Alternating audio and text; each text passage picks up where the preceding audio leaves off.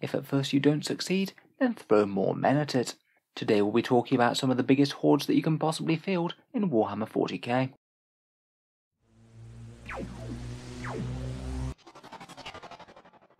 Hello and welcome back to Auspex Tactics, where today we're doing a slightly more silly thought experiment video, and we're looking at a 2000 point army list with literally one goal in mind. How many miniatures can you throw on the table at maximum in a game of Warhammer 40k?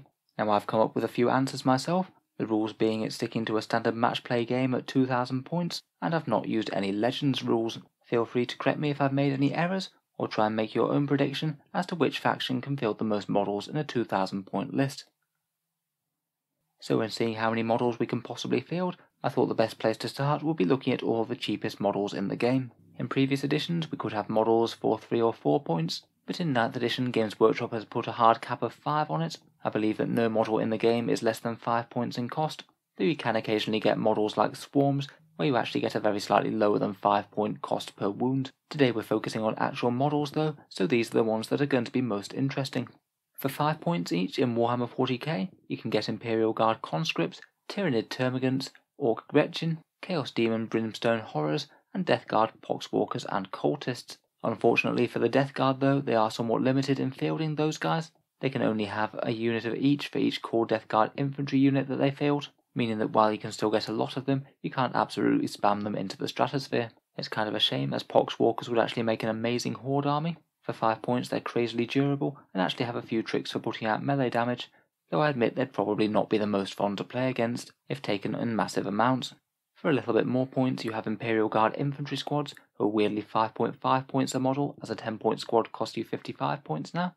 And then we've got things like Kroot, Hormagaunts, Chaos Cultists, Brood Brothers and Neophyte Hybrids, all resting on 6. To get the absolute most amount of models in the army though, we're going to be focusing on the 4 other armies that can use 5 point miniatures, and seeing what the biggest model count that we can get is.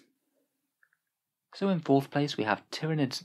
They're somewhat hampered by having fairly expensive HQ choices. The Primes are 75 and the Neurothropes are 95. Because the Neurothrope is quite so expensive, it means that we're actually very slightly better avoiding it if we want to maximise number of models. I believe that the most Tyrannid miniatures that you can put in a list involves 3 Tyrannid Primes, 300 Termagants, and then 39 Gargoyles broken down however you want to, all arranged into a battalion, patrol and auxiliary support detachment. The Tyrannids can get a few different durability upgrades.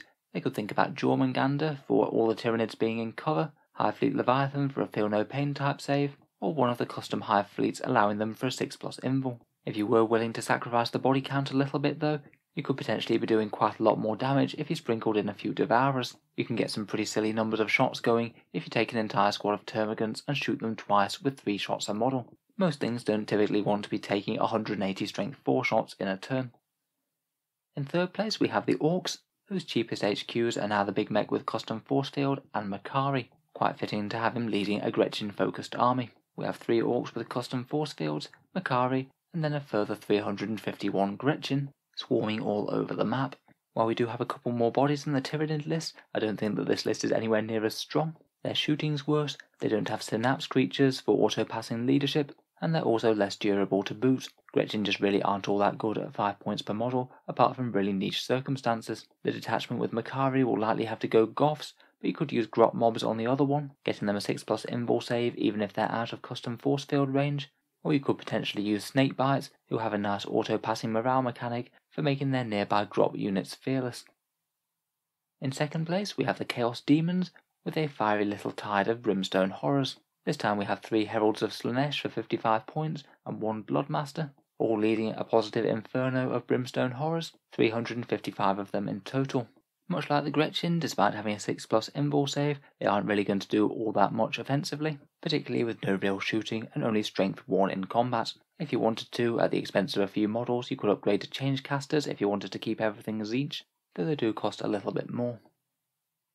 Finally, and by my calculations winning the prize for the biggest horde in 40k, we have the Imperial Guard.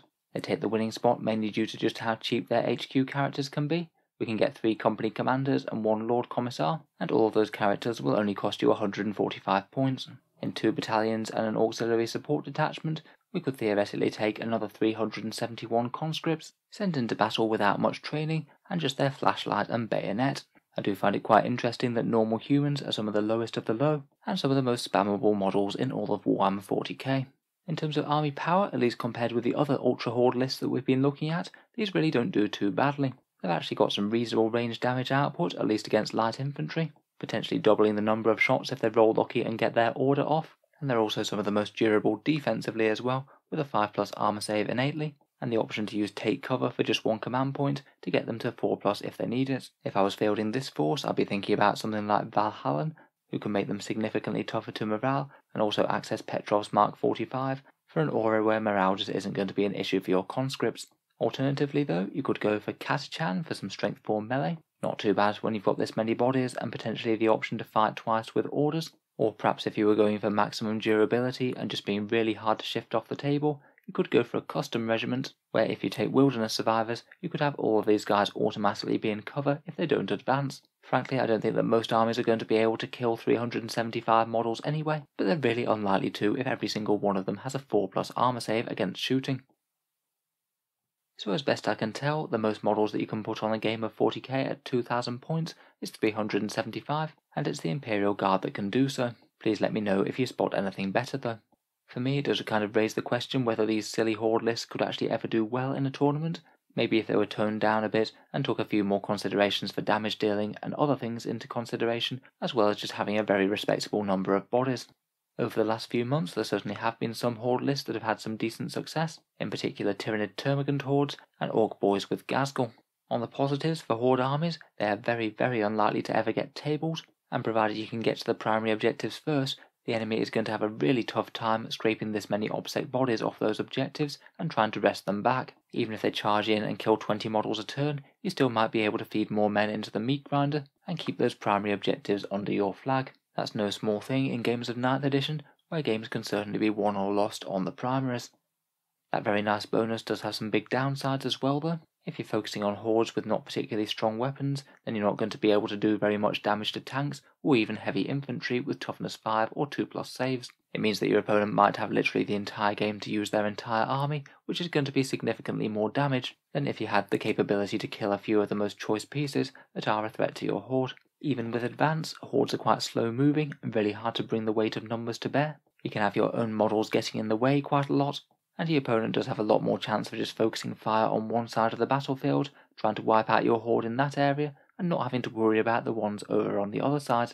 They give up quite a few secondaries really quite easily. Obviously the one about slaying models will be an auto pick against any of these really silly hordes, but they might be kind of hard pressed to prevent certain things like engage on all fronts, if they don't have any killing power to take down any enemy units that are nosing into each table quarter. They also might struggle to score secondaries themselves, as they're not likely to be killing quite as much of the opponent's army, leaving them only really with board control options.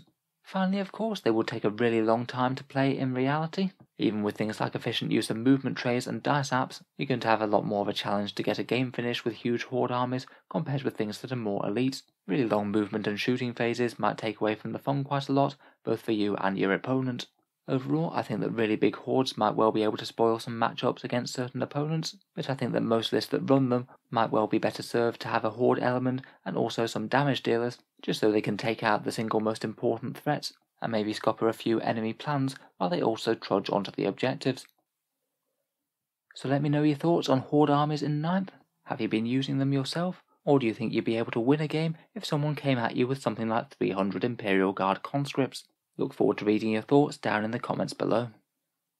If you've enjoyed the video, then feel free to subscribe to Auspex Tactics, but we'll certainly be keeping the 40k videos coming over the coming weeks. We have new stuff out pretty much every day. Finally, if you have been enjoying my videos and would like to help support the channel, I would just like to mention that I do have a Patreon page, which is down in the video description. Channel patrons do get a few advantages, such as seeing certain videos early, regular votes to see what sort of things happen next on the channel, and automatic entry into the channel's monthly prize giveaways with the chance to win some big model kits. If any of that sounds good to you, or you'd just like to help support the channel, then the link is down in the video description below. In any case, a massive thank you for listening, and I'll hope to see you guys next time.